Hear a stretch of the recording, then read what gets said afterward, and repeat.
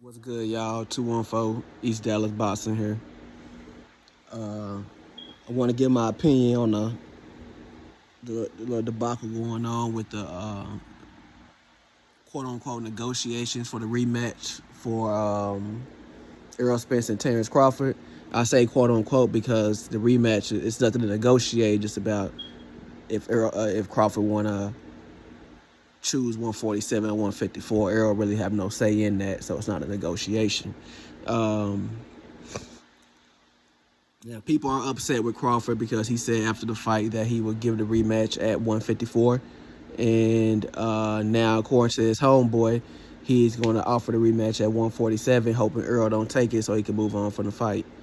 Um, my opinion on that is I think this is all promotion. I don't believe Crawford is really going to do that because you got to think about it. We all know something was wrong with Errol Spence. You know, I know through people I talked to personally that he had a rib injury.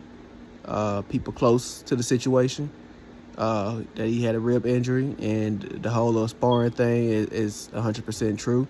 Um, and then just to add on to that, I assume, I'm not 100% sure what I'm about to say here, but I assume if his rib injury prevented him from sparring, I'm pretty sure it prevented him from some strength training.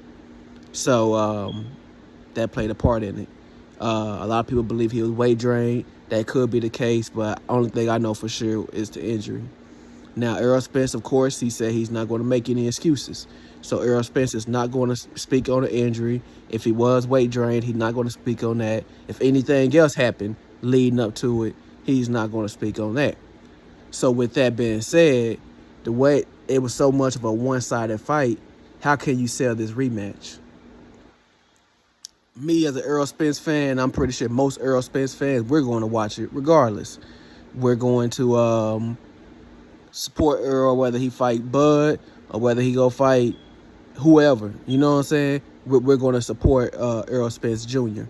But how can you sell this to the masses? Because they got to sell this to the casual fans, and basically that's it. They got to get the casual fans to buy in on this to get a return on this fight to justify the money they're paying these fighters. So how can you justify that after that one-sided ass whooping? Well, you can make it seem as if without Errol having to come out and directly make an excuse, it's almost as if Crawford's indirectly acknowledging that it was something wrong with Errol and that we're going to get a different Errol Spence at 154. Because otherwise, why would he not want to fight at 154? Like I said, I don't believe Crawford is afraid to make the fight. I think this is promotion, and now they got the fans talking about the fight again and making Crawford seem like a pussy again, like he did in the first negotiation. So now the people who did, some of the people who did think the rematch wasn't necessary, now after a while they let this drag on a little bit, they gonna start to wonder, what Crawford scared of? Why he won't fight that man 154? Why he think Errol Spence won't take it at 147? Oh, he acknowledging Errol can't make 147. Okay, Bud scared. He a hoe. He ain't got no integrity. Then Bud be like, at some point, oh, y'all got me fucked up. I'm going to show y'all again. Fight signed at 154. And now y'all got a theme to around this rematch where y'all can sell it. Bud was scared. He took it. We're going to see a new Errol Spence at 54. Can he redeem himself? You got a selling point. I'm just looking at it from the business aspect of it. They got to sell this fight. Bud have been on all these goddamn interviews running his mouth about Charlo, Canelo, saying all this shit.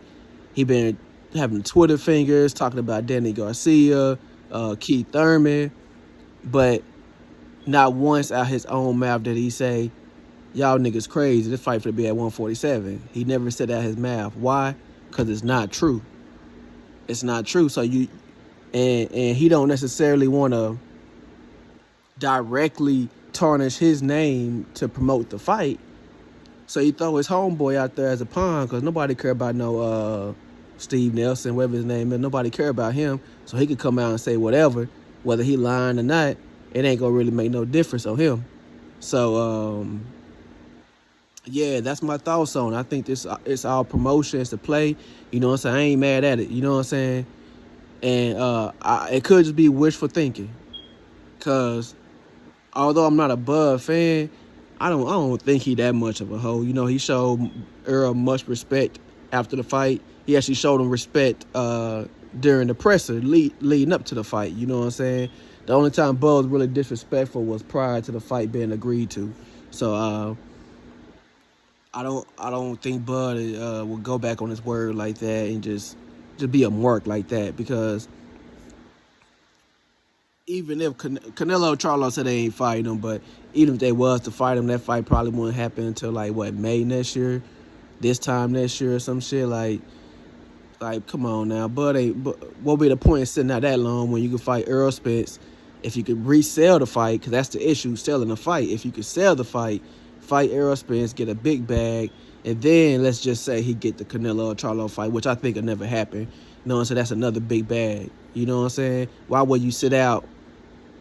I'm saying, like, considering how one-sided it was, regardless of the excuses, how one-sided that fight was, let's just take the excuses out of it. Let's just say it was legit. Why would Bud turn down that money to whoop him again and then go get a final bag from Charlo or Canelo? You know what I'm saying? It don't make sense to me. But anyway, that's my thoughts. You know what I'm saying? Let me know y'all's. I'm going to holler at y'all.